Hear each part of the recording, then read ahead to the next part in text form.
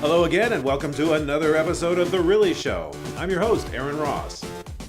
Today's show, the story of Eugene V. Debs. Hey, if you like the show, we would love it if you'd subscribe. Baby! Hero to some, criminal to others, Eugene V. Debs was a union activist, social leader, and 5 times U.S. presidential candidate. His conviction so strong for his cause that he defied the powers that be and served time in jail for it. Debs was born in 1855 in Terre Haute, Indiana, to immigrant parents. He left high school at the age of 14 to go to work on the railroad. He started cleaning freight engines and, soon after he became a locomotive fireman, joined the Brotherhood of Locomotive Firemen Union in 1875. He served the union in multiple functions for nearly 20 years. As a group, the BLF enjoyed the fellowship and service as it was of the time, but were not necessarily inclined to negotiating the wages and conditions of their employment. Debs felt different than his fellow union members, and so began his career as an activist. He resigned from the BLF and helped found the American Railway Union, the ARU, in 1893, soon becoming its president.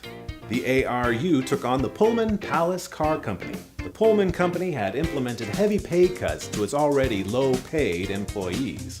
A delegation of Pullman workers went to present their grievances of low pay and 16-hour days to George Pullman. He would not meet them and had them fired. As a result, the delegation voted to strike. As soon as all the workers were off the premises, Pullman had the doors locked and signs posted, "Closed until further notice." The ARU supported the workers and the strike.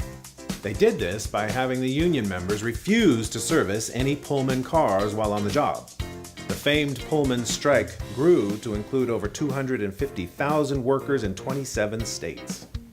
The strike was very effective, but Debs became concerned over the workers' growing anger. Debs did all he could to urge local ARU chapters to remain calm and avoid violence. Unfortunately, he was unable to keep the peace, and in Illinois riots broke out, buildings were set on fire, and trains were derailed. This, of course, affected U.S. mail cars, which greatly disturbed President Grover Cleveland. A federal injunction was issued so President Cleveland could take action. He sent in the troops to Illinois to stop the strike. The strike failed, and soon after, Debs and 4 other ARU leaders were arrested for conspiracy to interfere with the U.S. mail. Debs was found guilty and sentenced to 6 months in jail.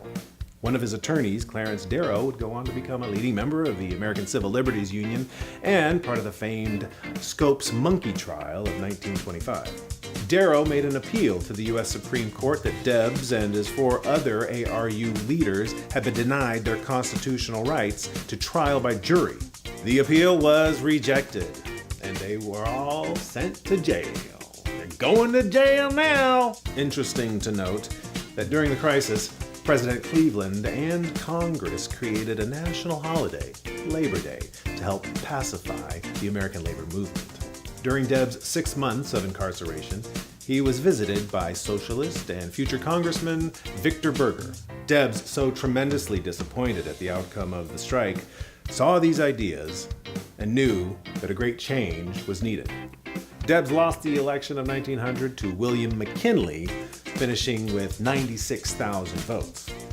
Debs would go on to run for president as a Socialist Party candidate in 1904, 08, 12, and finally in 1920.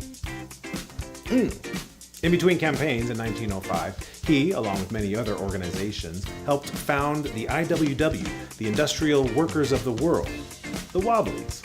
Although Debs would eventually withdraw his support for the Wobblies as it grew more radical. I'm radical. That's good. His 1904, 08, and 12 campaign drew larger and larger crowds of supporters and other interested people. The 1908 campaign was Debs' most energetic. It brought out the Red Special, a train that brought his campaign throughout the United States. In 1916, Debs did not run for president. He refused the nomination. Instead, deciding on a different approach, he ran for Congress on the socialist ticket in his home district of Indiana. World War I was going on at this time, and the U.S. had not yet joined the war. Debs campaigned on a platform of neutrality on the part of the U.S. He did not win the election. On April 16, 1917, The United States made its official declaration and joined the war. Soon after, the Espionage Act was passed. And a year after that, the Sedition Act. These acts made it illegal for people to speak out against America's involvement in the war, the government, the military, and to disrespect the flag. To do so came with harsh fines and imprisonment. Of course, the mission of these acts were to prevent anti-war activists and socialists from interfering with the United States agendas. Always one to speak his beliefs, Debs gave an anti-war speech in Canton, Ohio in June of 1918. Although this was similar to past speeches he had given, the District Attorney of Northern Ohio, Edward S. Wirtz, had the words of this speech carefully transcribed. Now, the United States government had already begun imprisoning people who were speaking out against World War I. Significantly, Debs had chosen Nimisila Park, which is near Canton, where 3 socialists were being imprisoned for violating the Espionage Act. His speech blasted the government for silencing wartime critics and the injustices against others who had violated the acts. Boom! Boom, boom, boom!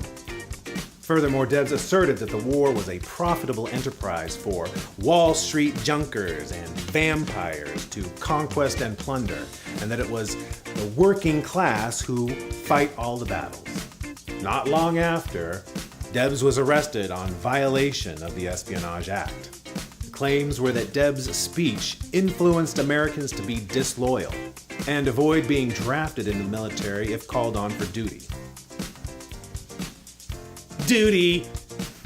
Debs was found guilty on 3 counts for trying to incite refusal of military service and was sentenced to 10 years in Moundsville State Penitentiary in Virginia. Additionally, his U.S. citizenship was revoked when he was found guilty of sedition in 1918. This was only posthumously restored in 1976.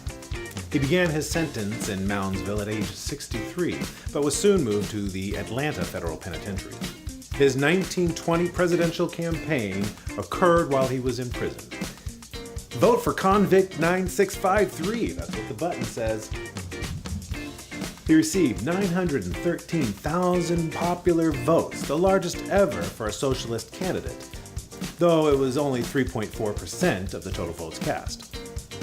In 1921, he was released from prison on presidential order from William G. Harding. Warren G. Harding.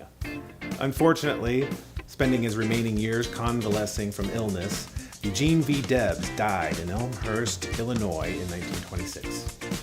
Although historians have often portrayed him as lacking depth and knowledge of socialist theory, he is acknowledged as a gifted spokesperson for American workers and an opponent of war.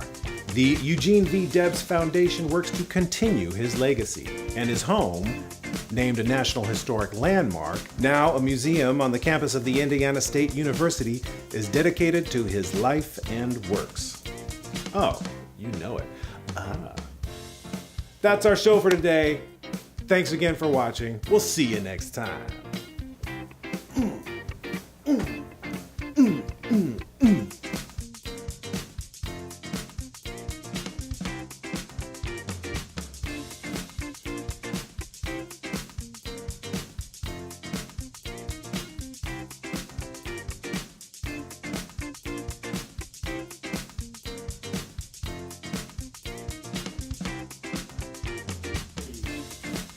He wasn't bitter. He was go forward, move ahead, try to detect it. Try to detect it.